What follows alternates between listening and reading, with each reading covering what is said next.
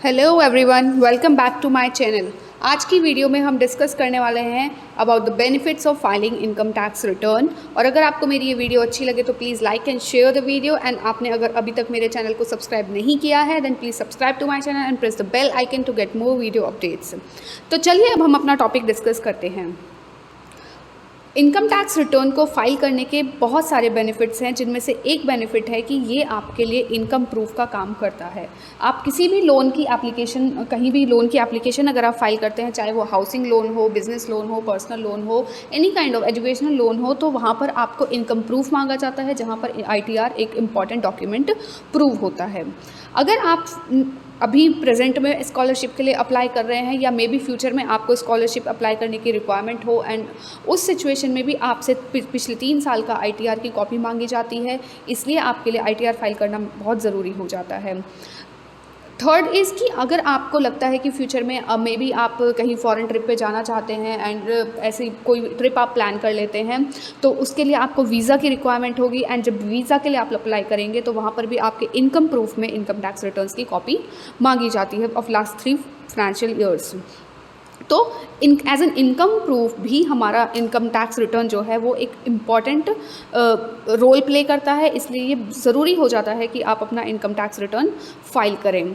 Second is कि अगर आपका कहीं भी TDS या TCS डिडक्ट हुआ है, उसका रिफ़ंड क्लेम करने के लिए आपको ITR फाइल करना ज़रूरी होता है। एंड अगर आपने अपना ITR ऑन और before the due date return file नहीं किया है, तो आपका जो भी TDS या TCS का अमाउंट डिडक्ट हुआ है वो आपके लिए वेस्ट ऑफ मनी हो जाएगा। उसका आप फिर फ्यूचर में कभी रिफ़ंड नहीं ले पाएंगे। अब इस सिचुएशन में लोगों के मन में आता है कि नई गवर्नमेंट ने तो एक नया सेक्शन निकाला है, सेक्शन 139(8)(a), जिसमें आप पिछले 3 साल का हम रिटर्न फाइल कर सकते हैं। तो नहीं, इस सेक्शन को भले ही गवर्नमेंट ने निकाला है, बट इस सेक्शन की अपनी ही कुछ कंडीशंस हैं जिनको अगर आप डिटेल में पढ़ना चाहें तो इसके लिए भी मैंने एक सेपरेट वीडियो बनाई है, जिसमें आप इस सेक्शन के बारे में डिटेल में पढ़ सकते हैं।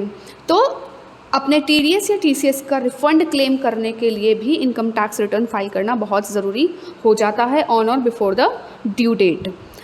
अब गवर्नमेंट हमें बहुत सारे ऐसे deductions, exemptions, investments and rebates provide करती है कि हम अपना इनकम रिटर्न जब फाइल करेंगे, इनकम टैक्स का रिटर्न जब फाइल करेंगे, तो उनके बेनिफिट्स को हम क्लेम करके अपने इनकम टैक्स को रिड्यूस कर सकते हैं। हम अपने टैक्स को जो है अमाउंट को है वो एडजस्ट करके इन डिडक्शन से, एग्जेम्पशन से, इन्वेस्टमेंट से, रिबेट्स से हम अपनी टैक्स लायबिलिटी को रिड्यूस कर सकते हैं। तो अगर हम अपने रिटर्न को, इनकम टैक्स रिटर्न को ऑन और before the due date file करेंगे, सिर्फ तभी हम इन डिडक्शंस को, एग्जेम्पशंस को, इन्वेस्टमेंट्स को, रिबेट्स को क्लेम कर पाएंगे।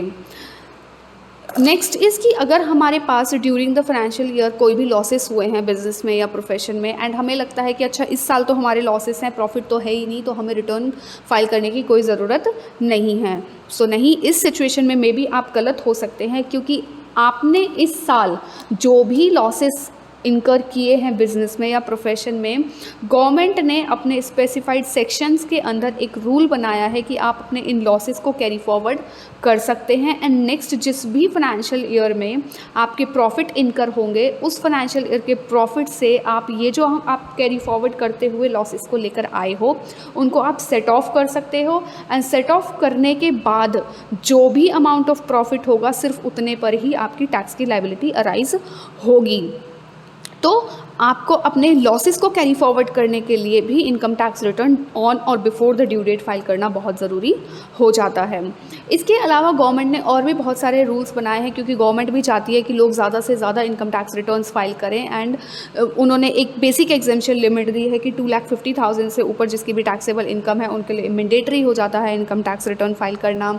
या फिर जिन्होंने अपने एक या एक से ज़्यादा करंट अकाउंट में पूरे साल में 1 करोड़ से ज़्यादा डिपॉजिट किया है अमाउंट, उनके लिए मैंडेटरी हो जाता है अपना इनकम टैक्स रिटर्न फाइल करना। या फिर जिन लोगों ने अपने एक या एक से ज़्यादा सेविंग बैंक अकाउंट में 50 लाख से ज़्यादा पूरे साल में डिपॉजिट किया है, उनके लिए भी मैंडेटरी है कि वो अपना इनकम टैक्स रिटर्न ऑन और before the due date file करें। इसके अलावा गवर्नमेंट कहती है कि अगर आपने during the financial year in an aggregate amount 2 lakh से ज़्यादा एक्सपेंड किए हैं for the travel to foreign country में ट्रैवल करने के लिए आपने 2 लाख से ज़्यादा का खर्चा किया है।